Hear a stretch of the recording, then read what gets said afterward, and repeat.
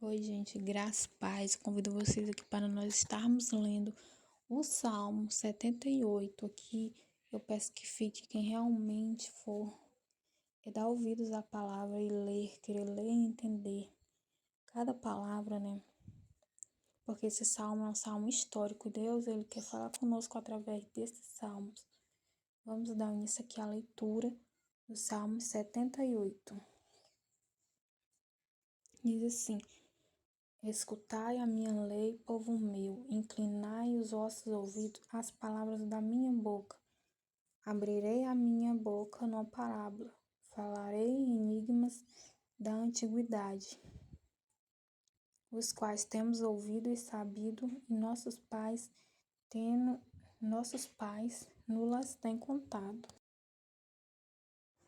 Não as encobriremos aos seus filhos, mostrando à geração futura os louvores do Senhor, assim como a sua força e as maravilhas que fez, porque ele estabeleceu um testemunho em Jacó e pôs uma lei em Israel, a qual deu aos nossos pais para que a fizessem conhecer a seus filhos, para que a geração vindoura a soubesse.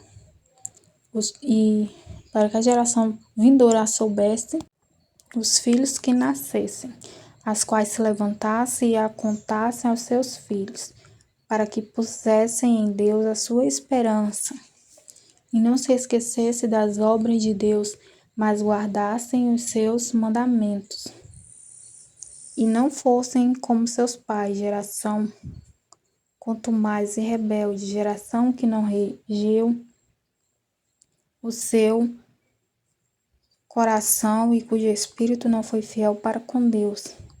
Os filhos de Efraim, armados e trazendo arcos, viraram as costas no dia da peleja. Não guardaram a aliança de Deus e recusaram a andar na sua lei. E esqueceram-se das suas obras e das maravilhas que lhes fizera ver. Maravilhas que ele fez à vista de seus pais na terra do Egito, no campo de Zoan. Dividiu o mar e os fez passar por ele, fez com que as águas parassem como num montão. De dia os guiou por uma nuvem e toda a noite por uma luz de fogo. Fendeu as penhas no deserto, deu-lhes a beber como de grandes abismos. Fez sair fontes da rocha e fez correr as águas como rios, e ainda prosseguiram em pecar contra ele, provocando ao Altíssimo na solidão, e tentaram a Deus nos seus corações, pedindo carne para o seu apetite.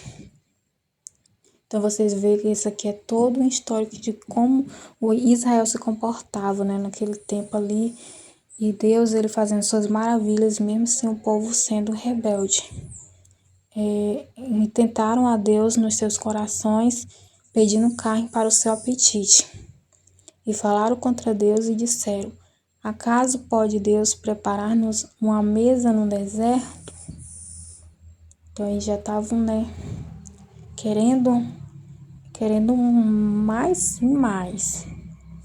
Em vez de agradecer, eles estavam vendo aquilo que estava faltando, né? Continuando, vamos ler aqui no versículo 20. Eis que feriu a rocha e águas correram dela, rebentaram ribeiros em abundância. Poderá também dar-nos pão ou preparar carne para o seu povo? Pelo que o Senhor os ouviu e se dignou, acendeu um fogo contra Jacó e furor também subiu contra Israel, porquanto não creram em Deus, nem confiaram na sua salvação. Ainda que mandara as altas nuvens e abriu as portas dos céus, e chovera sobre eles um maná para comerem, e lhes dera do trigo do céu. O homem comeu o pão dos anjos, ele lhes mandou comida a fartar. Fez ventar o vento do oriente nos céus e o trouxe do sul com a sua força, e choveu sobre eles carne como pó, e aves de asas como a areia do mar. E as fez cair no meio do seu arraial, ao redor de suas habitações. Então comeram e se fartaram bem, pois lhes cumpriu o seu desejo. Veja que Deus ele atendeu o desejo do povo, mesmo assim Deus atendeu o desejo do povo. Olha, continuando. Não refrearam o seu apetite, ainda lhes estava a comida na boca, quando a ira de Deus desceu sobre eles e matou os mais robustos deles, e feriu os escolhidos de Israel. Com tudo isto ainda pecaram e não deram crédito às suas maravilhas, pelo que consumiu os seus dias na vaidade e os seus anos na angústia. Quando os matavam, então o procuravam, voltavam e de madrugada buscavam a Deus. Ou seja, quando Deus ia lá feria eles se voltavam para Deus. Aí, versículo 35. E se lembravam de que Deus era a sua rocha e o Deus Altíssimo, seu Redentor. Todavia lisonjeavam-no com a boca, mas com a língua lhe mentiam. Porque o seu coração não era reto para com ele, nem foram fiéis na sua aliança. Ele, porém, que é misericordioso, perdoou a sua iniquidade e não os destruiu. Antes, muitas vezes, preste atenção, gente, nessa parte, mais e mais, olha. Antes, muitas vezes, desviou deles o seu furor e não despertou toda a sua ira. Porque se lembrou de que eram de carne, vento que passa e não volta. Quantas vezes o provocaram no deserto, o molestaram na solidão. Voltaram atrás, tentaram a Deus e provocaram o Santo de Israel. Então veja que o povo ele estava provocando, né, como se estivesse provocando a ira de Deus mesmo. Deus ele segurando ali para não derramar toda a sua ira, porque ele sabia que eles eram pó, que eles eram carne, que eles não aguentariam. Então, continuando aqui, no 42. Não se lembraram da sua mão, nem do dia em que os livrou do adversário, como operou os seus sinais no Egito e as suas maravilhas no campo de Zoan. Converteu os seus rios e as suas correntes em sangue, para que não pudessem beber. Enviou entre eles enxame de mosca que os consumiram e rãs que os destruíram. Deu também às lavas a sua lavoura e o seu trabalho aos gafanhotos. Destruiu as suas vinhas com saraiva e as suas figueiras com granizo.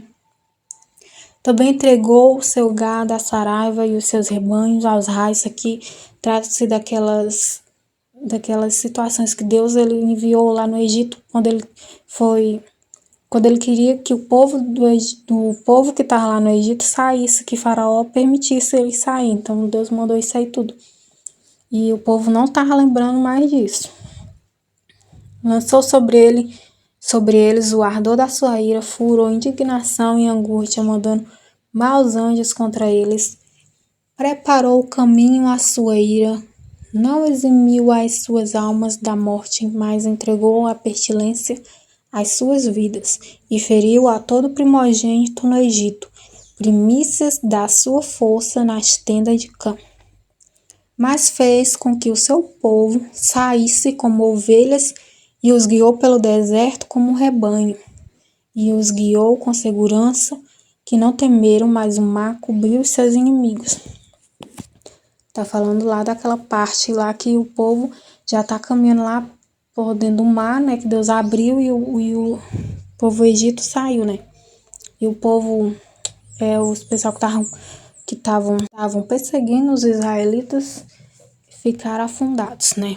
Continuando. E os trouxe até ao lugar do seu santuário, até este monte que a sua destra adquiriu, e expulsou as nações de diante deles, lhe dividiu uma herança por medida, e fez habitar em suas tendas as tribos de Israel. Contudo tentaram e provocaram o Deus Altíssimo, e não guardaram os seus testemunhos, mas retiraram-se para trás e portaram-se infielmente como seus pais. Viraram-se como um arco enganoso, pois o provocaram a ira com os seus altares e despertaram seu zelo com as suas imagens de escultura. Olha só o que o povo estava fazendo imagem de escultura para adorar, sendo que Deus foi quem tirou eles da terra do Egito e fez todas as maravilhas. Continuando no 59. Deus ouviu isto e se indignou, e aborreceu a Israel sobremodo, pelo que desamparou o tabernáculo em Siló, a tenda que estabeleceu entre os homens, e deu a sua força ao cativeiro e a sua glória à mão do inimigo. Entregou o seu povo à espada e se enfureceu contra a sua herança. O fogo consumiu os seus jovens e as suas moças não foram dadas em casamento. Os seus sacerdotes caíram à espada e as suas viúvas não fizeram lamentação. Então o Senhor despertou, como quem acaba de dormir, como o valente que se alegra com o vinho, e feriu os seus adversários por detrás e pô-los em perpétuo desprezo. Versículo 67. Além disto, recusou as tendas de José e não elegeu a tribo de Efraim. Antes elegeu a tribo de Judá, um monte Sião que ele amava, e edificou o seu santuário como altos palácios, como a terra que afundou para sempre. Também elegeu a Davi, seu servo, e o tirou dos apriscos das ovelhas, e o tirou do cuidado das que se acharam prenhes, para apacentar Jacó, seu povo, e a Israel, sua herança. Assim os apacentou segundo a integridade do seu coração e os guiou pela habilidade de suas mãos. Você lendo aqui, você pode até se indignar contra o povo de Israel com toda essa rebelidade, né? Mas muitas vezes nós agimos assim, nós agimos reclamando das coisas talvez que nos faltam, sem olhar para aquilo que Deus ele já nos entregou, sem olhar para as maravilhas que ele já fez por nós. Quando nos preocupamos sobre modo que até a ansiedade toma conta, isso é como se nós estivéssemos sendo incrédulos e duvidosos da provisão divina. Então, meus irmãos, minhas irmãs, que nós venhamos entregar tudo nas mãos de Deus e agradecer pelo aquilo que nós já temos e não ficarmos reclamando pelo aquilo que nos falta ou ansiosos pelo aquilo que não temos, mas que nós venhamos ser gratos pelo aquilo que Deus já nos deu, pelo aquilo que Deus já fez na nossa vida, as maravilhas, os livramentos que Ele nos deu e nos fez.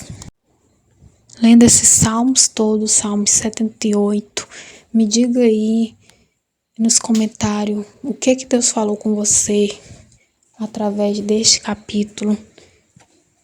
Que vocês possam estar deixando aí o seu like para que essa reflexão chegue em outras pessoas, que elas também reflitam e leiam com toda a atenção a palavra de Deus.